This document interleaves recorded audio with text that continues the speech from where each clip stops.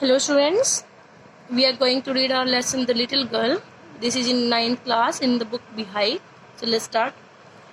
This lesson is about a little girl, as the name suggests, the little girl, छोटी लड़की, और उसका नाम क्या है? केजिया. अब ये छोटी सी लड़की है, ये क्या करती है, अपने पापा से बहुत डरती है, क्योंकि इसके पिताजी थोड़ा सा स्टिक शो करते हैं खुद को, बट वो प्यार भी बहुत करते हैं. अब छोटा बच्चा है, उसको तो जो दिखाया जाता है वो महसूस करता है, तो उसको प्यार महसूस नहीं होता है, उसको अपने पिता की स्ट्रिक्टनेस दिखाई देती है, तो वो बहुत ही ज़्यादा डरती है. तो वो कैसे बिहेव करती है और कैसे लास्ट में अपने पिताजी को समझ पाई है कि हाँ ये मुझे प्यार करते हैं, इतने हार्ड नहीं हैं, वो सारा यहाँ लेसन में दिखाया गया है. और यहाँ मैसेज भी है बच्चों के लिए कि जो स्ट्रिक्टनेस दिखाई जाती है बच्चों को ऊपर से, वो उन बच्चों के लिए होती है और साथ में प्यार भी होता है. तो ऐसा ना फील करे कि पेरेंट्स प्यार नहीं करते हैं, वो बहुत प्यार करते हैं, बस स्ट्रिक्टनेस तो दिखाते हैं. तो let's start here. To the little girl. अब ये लिटिल गर्ल कौन? This one, Kezia. He was figure to be feared. अब ये ही कौन है? इसके फादर. अब कह रहे कि उस छोटी लड़की के लिए वो जो पिताजी थे वो फिगर टू बी फियर्ड, एक ऐसे इंसान थे जिनसे डरा जाए. एंड अवॉइडेड जिनको नजरअंदाज किया जाए, इग्नोर किया जाए, बचा जाए. Every morning before going to work, he came into her room and gave her a casual kiss. और सुबह ऑफिस जाने से पहले, काम पर जाने से पहले वो उसके रूम में आते, कैजुअल किस देकर जाते. जैसे बच्चों को बाय बोलने के लिए जो भी हैबिट अपनाते हैं पेरेंट्स, कभी गले लगाते हैं, यहाँ पर वो उसको किस करके जाते हैं. To which she responded with good bye father. और उसका जवाब वो क्या कह कर देती? Good bye father.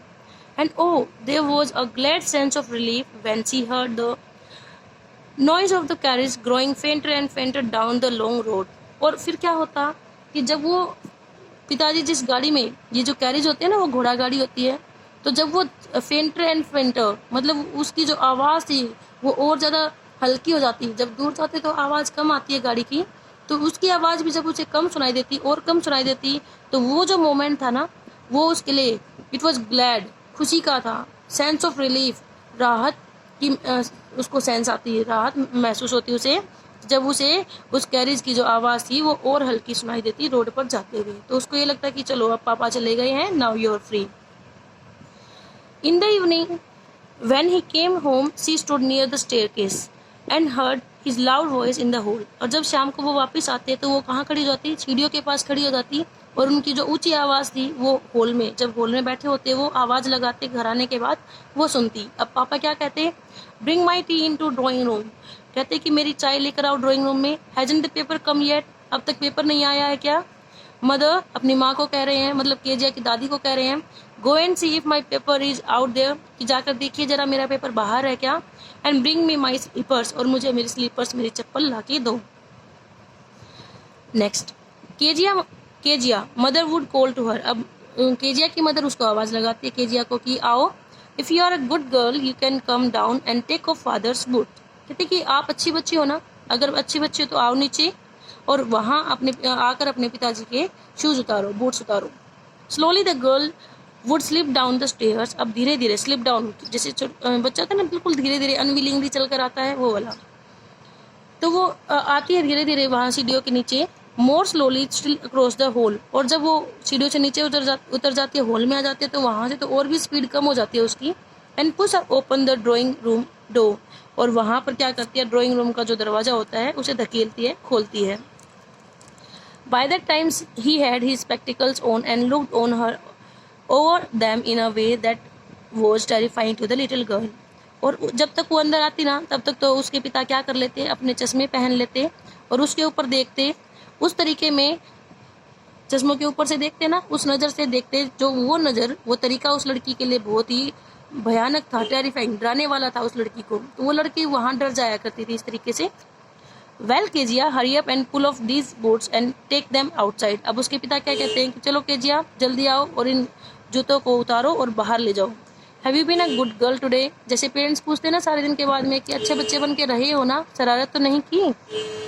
अब पिताजी को रिस्पॉन्स कैसे देती है? I don't know father. अब यहाँ पर हकलाती है क्योंकि पिता से डर लगता है. यूजुअली वो हकलाती नहीं है, बट यहाँ जब अपने पिताजी के साथ में वहाँ वो है, डरती है, तो वो हकलाती है. तो क्या आंसर देती है? मैं नहीं जानती पिताजी. यू डोंट नो, तुम्हें नहीं पता। If you stutter like this, stutter means हकलाना, like that mother will have to take you to doctor. कहती कि अगर ऐसे ही हकलाती रहे ना तो आपकी मम्मी क्या करेंगी, आपको डॉक्टर के पास ले जाएंगी। She never stuttered with other people, तो वो दूसरे लोगों के सामने नहीं हकलाती थी। Had quite given it up, और क्योंकि बड़ी हो गई है तो छोटे बच्चे हकलाते हैं तो उसने तो हकलाना छोड़ दिया है। बट ओनली विद फादर, पर ये कब होता है, जब पिताजी सामने होते हैं।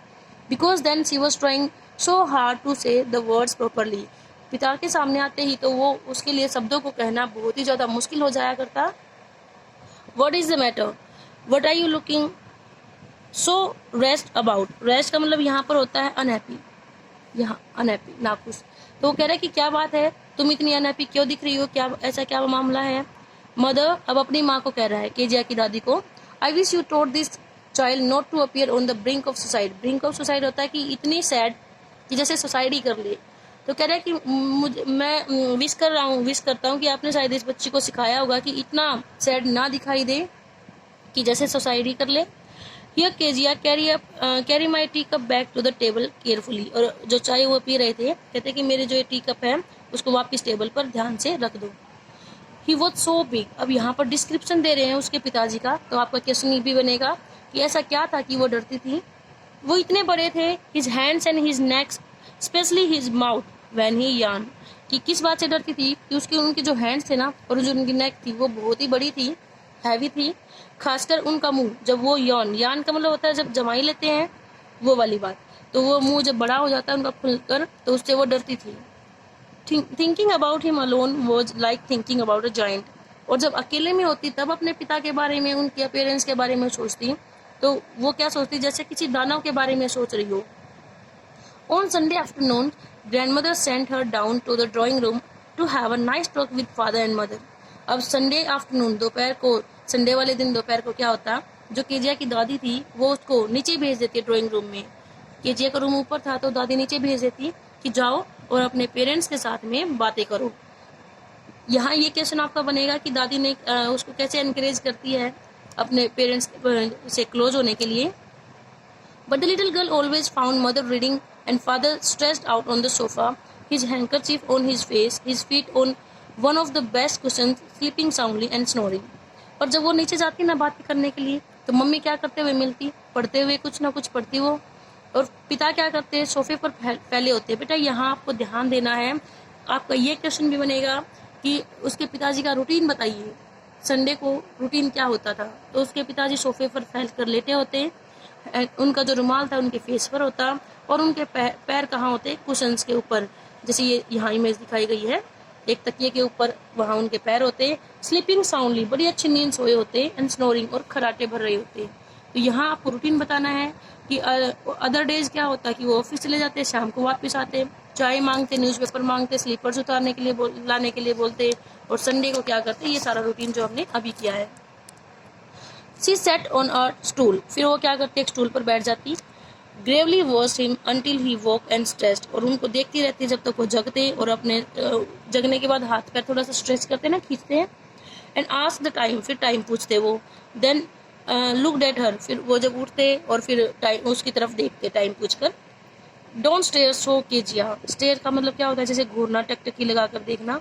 तो कह रहे हैं अपनी बेटी को कि ऐसे मत देखो, you look like a little brown owl, और जब ऐसे तुम देखती हो तो तुम कैसे लगती हो, ब्राउन आउल, एक ब्राउन आउल होता है ना जो भूरा आउल होता है, वैसे कुछ दिखते हो आप।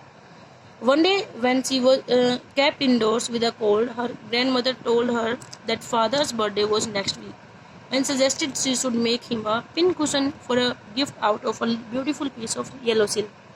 अब क्या हुआ, एक दिन जब वो घर के अंदर थी, उसको जुकाम हो गया था तो स्कूल नहीं गई थी, घर के अंदर ही थी, तो उसकी दादी ने उसे क्या बताया कि अगले वीक उसके पिताजी का बर्थडे है।